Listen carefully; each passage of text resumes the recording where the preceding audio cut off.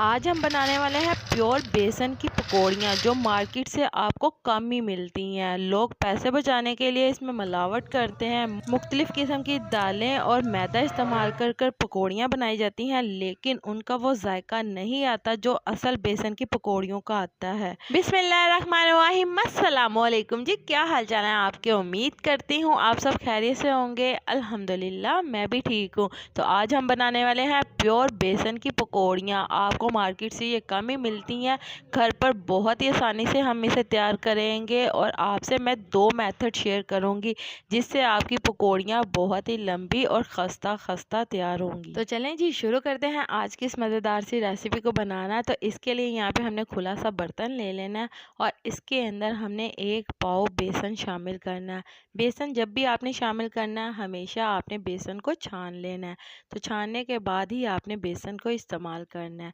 इसके बाद हम इसके अंदर शामिल करेंगे 1 टीस्पून नमक, हाफ़ टी स्पून ज़ीरा और हाफ़ टी स्पून ही हम इसके अंदर शामिल करेंगे अजवाइन। तो ये बेसिक से स्पाइसेस हम इसके अंदर शामिल करके इसे अच्छी तरह से पहले मिक्स कर लेंगे।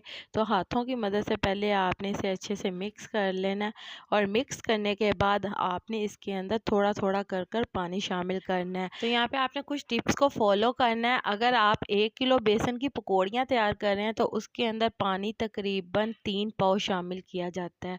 तो यहाँ पे हम उसी हिसाब से पानी इसके अंदर शामिल करेंगे। तो यहाँ पे मैं 1 पाव बेसन की पकौड़ियाँ तैयार कर रही हूँ, तो उसी हिसाब से मैं पानी इसके अंदर शामिल कर रही हूँ। थोड़ा थोड़ा कर कर आपने पानी इसके अंदर शामिल करना है और इसका एक स्मूथ सा बैटर तैयार कर लेना है।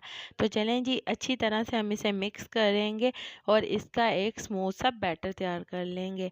यहाँ पे आप देख सकते हैं कि इसकी कंसिस्टेंसी कुछ इस तरह से आपने रखनी है। तो यहाँ पे अभी थोड़ा सा ये गाढ़ा है, इसके अंदर हम थोड़ा सा और पानी शामिल करेंगे और इसे थोड़ा सा और स्मूथ कर लेंगे। तो ये पकौड़ियाँ भलियाँ बनाने के लिए भी इस्तेमाल होती हैं, या फिर जब हम गोलगप्पे तैयार करते हैं तो उसके अंदर भी इन भलियों का इस्तेमाल किया जाता है। तो यहाँ पे आप देख सकते हैं हमने स्मूथ सा बैटर तैयार कर लिया है। तो इस बैटर की स्मूथनेस चेक करने के लिए आपने फिंगर को इस तरह से इसके अंदर फेरना है। तो जब फिंगर आप फेरेंगे उसके बाद चंद सेकंड के अंदर ही ये इकट्ठा हो जाएगा। तो इसका मतलब हमारा बैटर परफेक्ट है। इस तरह से आपने बैटर तैयार कर लेना है। इसके बाद आपने ऑयल ले लेना है फ्राई करने के लिए। हम इसके अंदर थोड़ा सा डाल के पहले चेक कर लेंगे कि ऑयल हमारा गर्म हुआ है कि नहीं। जब ऑयल आपका अच्छी तरह से गर्म हो जाएगा तो इसके बाद आपने एक इस तरह से चम्मच ले लेना है जिसके अंदर सुराख हो। आपके घर पर ये अक्सर मौजूद होगा, आप पुलाव बनाने के लिए इस्तेमाल करते होंगे। तो इसके ऊपर ये बैटर आपने डालना है और आपने इसको अच्छी तरह से ऊपर से मसलना है। तो नीचे आपकी पकौड़ियाँ नीचे गिरती जाएंगी।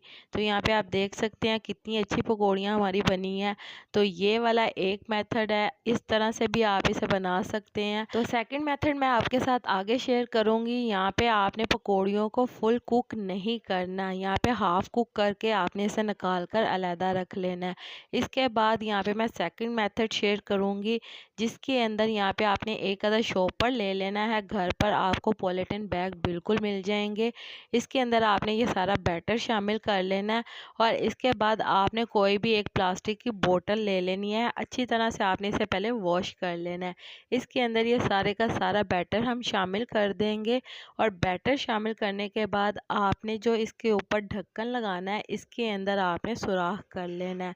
यहाँ पे आप देख सकते हैं इस तरह से आपने इसके अंदर सुराख कर लेना है। तो सुराख किए हुए ढक्कन को आपने बोतल के ऊपर अच्छी तरह से बंद कर लेना है। बंद करने के बाद यहाँ पे हमारा जो ऑयल गर्म था इसके अंदर हम इसके ऊपर यहाँ पे इस तरह से प्रेस करते हुए पकौड़ियाँ शामिल करते जाएंगे। तो यहाँ पे मेरे प्यारे प्यारे व्यूवर्स देख सकते हैं कितनी अच्छी तरह से हमारी लंबी लंबी पकौड़ियाँ तैयार हो रही हैं। ये मेथड भी आप यूज़ कर कर बहुत ही आसानी के साथ अपने घर पर खालिस बेसन की पकौड़ियाँ तैयार कर सकते हैं।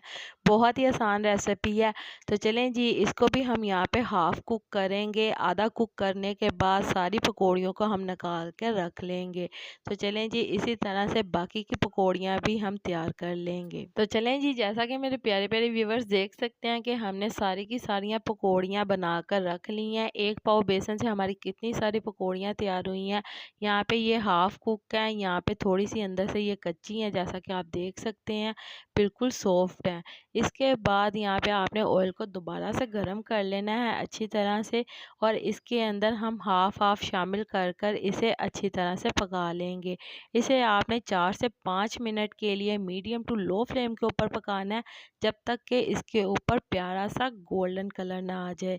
तो यहाँ पे आपने इसे अच्छी तरह से पका लेना है और आप इसके बाद देखेंगे कि आपकी पकौड़ियाँ बहुत ही खस्ता तैयार होंगी। तो चलें जी, इसी के साथ मुझे लाजमी बताइएगा कि मेरे प्यारे प्यारे व्यूअर्स मुझे किस मुल्क और किस शहर से देख रहे हैं, ताकि मैं आपका शुक्रिया अदा कर सकूं।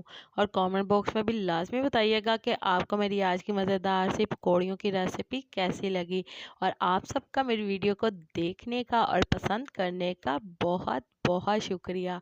तो चलें जी, यहाँ पे बातों ही बातों में हमारी पकौड़ियाँ पक चुकी हैं।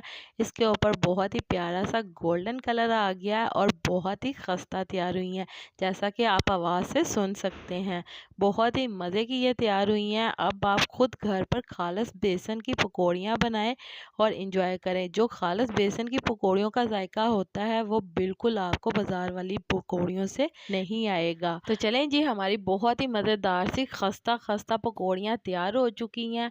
तो यहाँ पे आप देख सकते हैं बहुत ही खस्ता है ये और प्योर बेसन की तैयार की गई हैं। आप खुद घर पर अब प्योर बेसन की पकौड़ियों को बनाएं। तो चलें जी, यहाँ पे आप आवाज़ से सुन सकते हैं कि कितनी ये खस्ता तैयार हुई हैं। बहुत ही कड़क है और बहुत ही मज़े की तैयार हुई हैं और इंजॉय करें। तो चलें जी, उम्मीद करती हूँ मेरे प्यारे प्यारे व्यूवर्स को मेरी आज की मज़ेदार से रमज़ान स्पेशल पकौड़ियों की रेसिपी पसंद आई होगी।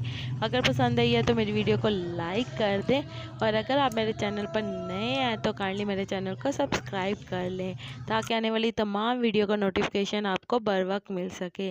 अल्लाह ताला आपको बहुत सारी खुशियाँ अता करे, आपके रिज़्क में ढेरों ढेर बरकत अता करे, आपको मक्कतुल मुकर्रमा और मदीनातुल मुनव्वरा की हाज़िरी नसीब करे।